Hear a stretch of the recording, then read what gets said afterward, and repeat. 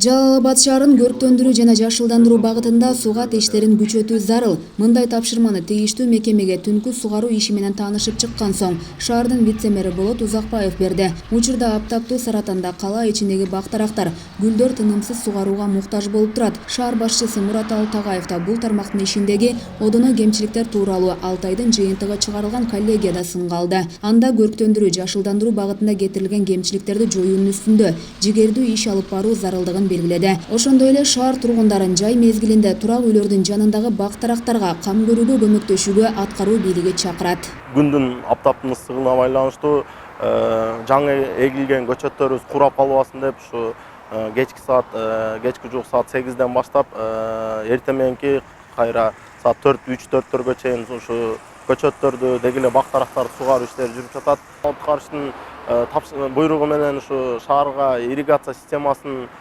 иштепчү кароо боюнча буйругу чыккан. Ошонун негизинде биз иш алып барып, ушу жакын күндөрдө ушу жогору жактан келген көк ар төрөнүнөн келген сууну ушу учурда бар арыктар менен ирригация системасын ушу жөнгө салабыз деп турабыз. Шаар тургундарына да кайрылып кетер элек, ушу өз үйлөрүнүн астындагы дарактарды болсо дагы бир аз ушу биздин жумушубузга жеңилдик болор эле, ушу өздөрүнүн үйүнүн астындагы жарандарын дарактарды сугарып, ушу курап албасын деп бизге көмөктөшүп турса, биз ыраазычылык айтат элек.